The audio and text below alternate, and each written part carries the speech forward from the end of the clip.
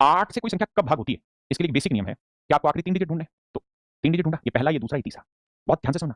अगर मेरे बच्चों जो तीसरा अंक है वो इवन है, अगर तीसरा डिजिट इवन है, इवन का मतलब 0 हो, 2 हो, 4 हो, 6 हो, 8 हो, अगर वो इवन है तो 8 से भाग देने के लिए आपको केवल आखिरी 2 अंक ही ढूंढने हैं। बस आखिरी 2 अंक को देखो, अगर 8 से भाग गया तो संख्या भाग जाएगी, नहीं तो नहीं। जैसे जैसे मान लीजिए मैंने कहा कोई भी नंबर ले लिया, 5 6 7 0 3 8 4 6।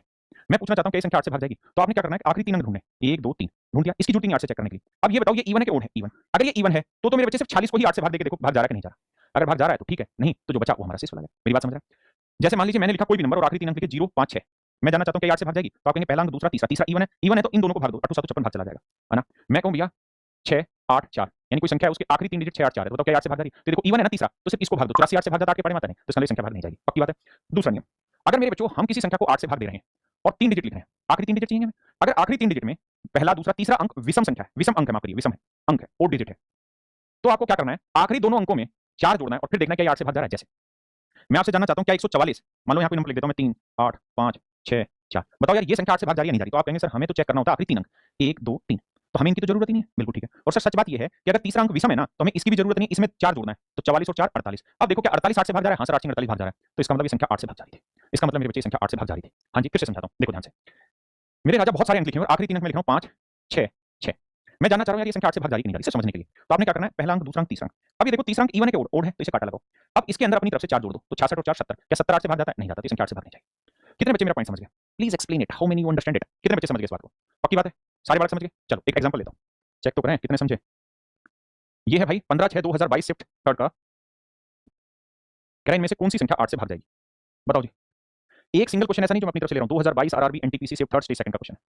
जवाब चाहिए, कौन सी संख्या 8 से भाग जाएगी, कौन सी नहीं जाएगी? जल्दी से जवाब दीजिए मेरे भाई की हेल्प करने वाली सीरीज बने। कहता निम्नलिखित में से कौन सी संख्या 8 से विभाज्य नहीं?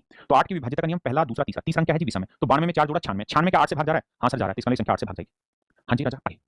तीसरा 1 2 3, तीसरा विषम है तो 12 में 4 जोड़ा 16, 16 के 8 से भाग जा रहा है? हां जी जा रहा है, जाएगा। यहाँ ये पहला दूसरा तीसरा, तीसरा क्या विषम है तो 52 में 4 जोड़ा 56, 56 के 8 से भाग जा रहा है? हां जी, तो ये संख्या 8 से भाग होगी। मेरी बात समझ रहे हो कि नहीं राजा? आओ अब यहाँ इवन नंबर है भाई, पहला दूसरा तीसरा इवन है, तो इवन है तो बस ये देखो क्या 12 8 से भाग जा रहा है? नहीं, तो ये संख्या 8 से भाग नहीं जाएगी। तो हमसे पूछा कौन सी भाग नहीं जाएगी, मेरे बच्चे ऑप्शन सी। समझ पाए कंटेंट? जल्दी से बताओ हाँ या ना, यस या नो, तुरंत बताओ। बस एक ही भले का काम करना, सारे बच्चों को बतानी है बात।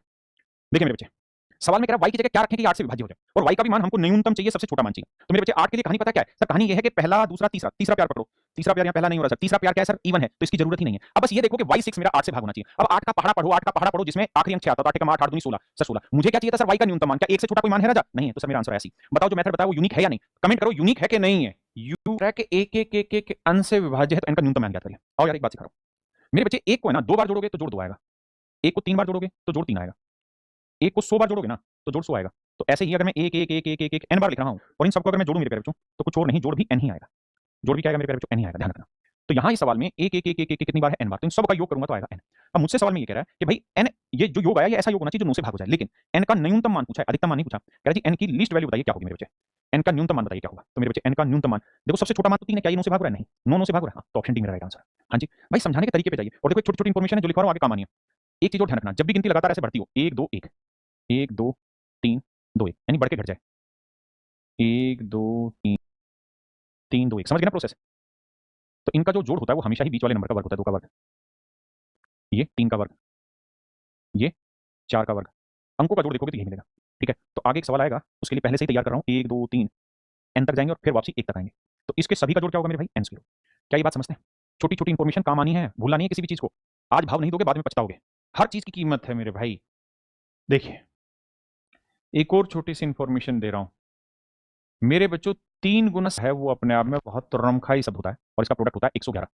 याद रख लेना, मैथ में अगर आप कैलकुलेशन करेंगे तो हर 100 कैलकुलेशन में एक कैलकुलेशन इस नंबर पे भिड़ेगी। अगली बात, 1001 को हम 3 गुना नहीं 7 गुना 11 गुना 13 लिखते हैं। हर 100 में से एक कैलकुलेशन इस डाटा पे भिड़ेगी। रट लेना, रट इन डाटा को। मेरे बच्चों 4 अंकों की एक इकलौती संख्या है 4096, जो किसी नंबर का वर्ग भी है और किसी नंबर का क्यूब भी है। 4 अंकों की इकलौती ऐसी संख्या है जो किसी नंबर का वर्ग भी है और क्यूब भी है। ऐसे ही 729 3 अंकों की ऐसी संख्या है, 3 अंकों की ऐसी संख्या है जो किसी नंबर का क्यूब भी है और किसी नंबर का वर्ग भी है। हर 100 में से एक कैलकुलेशन इन दोनों पे भिड़ती मिलेगी आपको पेपर में। छोटी छोटी बातें बताता जा रहा हूं, छोटी छोटी बातें लिखते रहना। नोट्स बनाने का तरीका यही है भाई करना। देखो मेरे बच्चे, कहता है पीक्यू एक 2 अंकों वाली संख्या है, पीक्यू एक 2 अंकों वाली संख्या है, अगर इसके अंकों को पलट दे रहे हैं तो निम्नलिखित में से पूर्णतः किससे भागोगे? मेरे बच्चे आइए इस कॉन्सेप्ट को पूरे को खत्म करता हूं, 2 सेकंड में समझाते हैं। मेरे बच्चों अगर कोई 2 अंकों की संख्या है xy, जैसे मान लीजिए मैंने कोई नंबर लिखा 78, तो आप जानते हैं ये जो है ये रहता है 8 गुना 1, ये वाला जो नंबर रहता है ये होता है 7 गुना 10। अगर मान लीजिए यहाँ 5 लिखा तो ये वाला जो नंबर रहता है ये होता है 5 गुना 100। ऐसे ही तो लिखते हैं भाई, 578 को हम ये तो लिखेंगे 5 गुना 100 जमा 7 गुना 10 जमा 8 गुना 1। तभी तो जोड़ोगे तो 570 और 8 578 आएगा। अरे राजा बाबू कुछ तो बोलो, बात आ रही समझ में? पक्की बात है। अब ध्यान से देखिए मैं कहना क्या चाह रहा हूँ। तो हमेशा इनको लिखने का तरीका क्या होता है कि भैया अगर ये दो अंकों की संख्या है तो ये दहाई का अंक हुआ, 10th डिजिट ये यूनिट डिजिट हुआ, तो इसे हम लिखते हैं 10x जमा y। आपने कहा जी हाँ बात सही। तो मेरे बच्चे अगर कोई दो अंकों की संख्या x y तो इसको हम लिखेंगे 10x प्लस y। अगर मैं इसके डिजिट पलट दूं, अगर इसका क्रम पलट दूं तो ये संख्या हो जाएगी yx, तो इसे लिखेंगे 10y जमा x। आपने कहा हाँ। तो मेरे बच्चों एक बात हमेशा ध्यान रखना, जब भी किसी संख्या और उसके अंकों को क्रम पलटने पर बनी संख्या का अंतर आप निकालेंगे, अंतर आप निकालेंगे तो 10x जमा y minus 10y minus x होगा। तो मेरे प्यारे बच्चों होगा ये कि जब 10x में से x घटाओगे 9x बचेगा और y में से 10y घटाओगे 9y बचेगा, 9 कॉमन ले लोगे तो बचेगा x minus y, x minus y। तो क्या समझाने की चाहत है मेरी, क्या इच्छा मेरी समझाने की? यहाँ इच्छा ये कि अगर किसी दो अंकों की संख्या लोगे और अगर इसका अंकों का क्रम पलट दोगे और इनके बीच का अंतर अगर आपसे पूछा जाए तो वो हर हाल में हमेशा ही 9 गुना में बड़ा डिजिट माइनस छोटा डिजिट होता है। यानी मोटी बात ये कि ऐसी संख्याओं का जो अंतर होगा वो हमेशा ही 9 से भाग होगा। लेकिन अगर मेरे बच्चे कोई दो अंकों की संख्या हो, इसके अंकों का क्रम पलट दें और फिर मैंने कहूं जोड़ दो, तो ये हमेशा ही 10 से भाग होंगी, गलत बता रहा हूं, 11 से भाग होगी, 11 गुना x जमा y। यानी अंकों के जोड़ का 11 गुना यानी मतलब 11 से भाग होगी। सहमत है भाई इतनी बात से? बहुत काम की चीजें, 2 सेकंड में कॉन्सेप्ट खत्म करा रहा हूं। मैंने कहा ना जो आप लाइव में पढ़ सकते हो सच में बस वही पढ़ सकते हो, बाकी कुछ नहीं पढ़ते आप। फिर तो वीडियो 2x में चल रहा है, आधी चीजें ध्यान में इधर उधर है, आधी इधर। यहाँ क्या है कि आपको जवाब भी देना है, जल्दी से आंसर देना है। इसलिए मेरे बच्चों हमेशा ध्यान रखना, लाइव का ही वक्त है, लाइव ही पढ़ने से आप जिंदा रहेंगे, मर जाएंगे। अब ध्यान से देखिए, अगर मेरे बच्चों में कोई 3 अंकों की संख्या बना दूं x y z, तो इसको क्या लिखेंगे? इकाई का अंक, दहाई का अंक, सैकड़े का, यूनिट 10 100, तो ये आया 100x 10y प्लस z। अगर मेरे बच्चे में इसके अंकों का क्रम पलट दूं, अंकों का क्रम पलट दूं तो ये हो जाएगा 7z/x। तो ये इकाई, ये दहाई, ये सैकड़ा, तो ये 100z plus 10y plus x। और मेरे प्यारे बच्चों मैं आपको ये कह दूं कि इनका अंतर बताओ, माइनस करो तो ये माइनस हो जाएगा पूरे के बाद, ये भी माइनस हो जाएगा, ये भी माइनस हो जाएगा। तो 100x में से x घटाया 99x, 10y प्लस का यहाँ 10y माइनस का हो गया खत्म, और z में से 100z गया 99z। तो मेरे बच्चे हमेशा ही 99 कॉमन ले लोगे तो बचा x माइनस z। तो मैं क्या समझाना चाह रहा हूँ राजा मेरे राजा, मैं आपको ये समझाना चाह रहा हूँ कि जब भी आप किसी 3 अंकों की संख्या का अंकों का क्रम पलटे, x y z से z y x कर दें, माफ करना भाई, z y x कर दें, तो इनका अंतर हमेशा ही 99 का मल्टीपल होगा, 99 से भाग जाएगा, बड़े में से छोटा डिजिट घटा देना, 99 से भाग जाएगा। जब भी 3 अंकों की संख्या पलटोगे तो मेरे राजा हमेशा ही 99 से भाग जाएगा, 2 अंकों की संख्या पलटोगे तो हमेशा ही 9 से भाग जाएगा। इतनी बात कान को एक बार यूं पकड़ के और यूं हिला लो, उससे याद रहेगी जीवन भर। इसमें बहुत सारे सवाल आते हैं कि भाई खाना बनाने जा रही हूं ना बेटा, खाना बाद में बना लेना, पहले पढ़ ले, पढ़ लेगी